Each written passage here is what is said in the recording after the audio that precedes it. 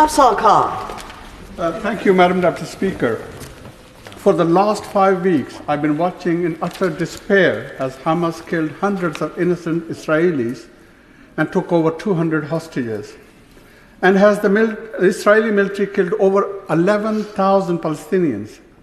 The overwhelming majority of Palestinians who have been killed are women and children, and not Hamas fighters.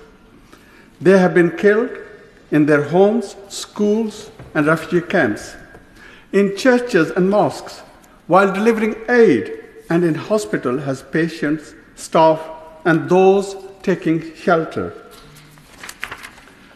At Al-Shifa Hospital, premature babies lie starving, wrapped in a foil to stay warm, waiting to die. There is no oxygen, no food, and no fuel to run generators. As we speak, Israeli troops have entered the hospital, putting patients and staff at a grave risk. Over at the Al-Quds hospital, Israel fired live ammunition directly at their intensive care unit, with most of the victims being children.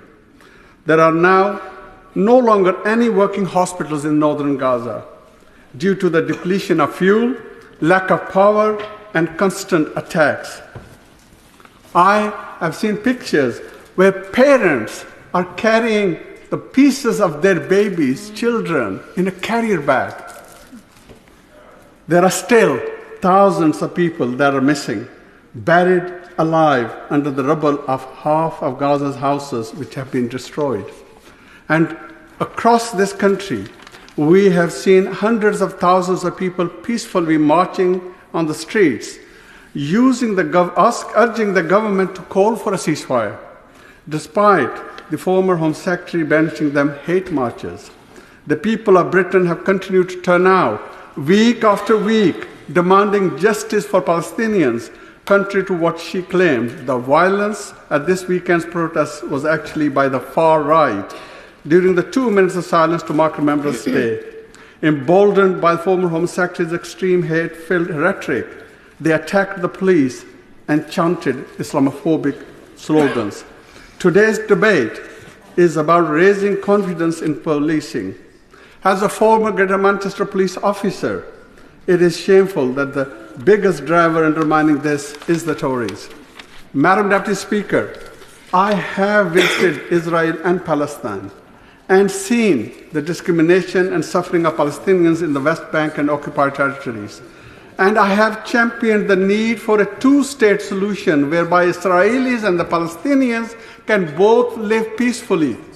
It is extremely painful to watch the sheer scale of Palestinians currently being displaced, over 1.5 million people already. This reminds me of my visit to a UN refugee camp in Iraq, where I met 3 generations of Palestinian women living in a tent. The grandmother had been displaced in 1948. Her daughter had been born into a refugee camp, and that daughter had just given birth in a different refugee camp. 3 generations being born in 3 different refugee camps.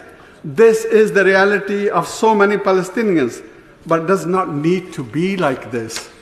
If we had a ceasefire yesterday, 144 Gazan children would still be alive today. Israel has already crossed every red line imaginable and broken international humanitarian laws. History has shown us that military actions alone do not resolve conflicts, and Israelis' use of force will not resolve this one. We need a full and immediate ceasefire now. My constituents have demanded this, and I will not refuse them.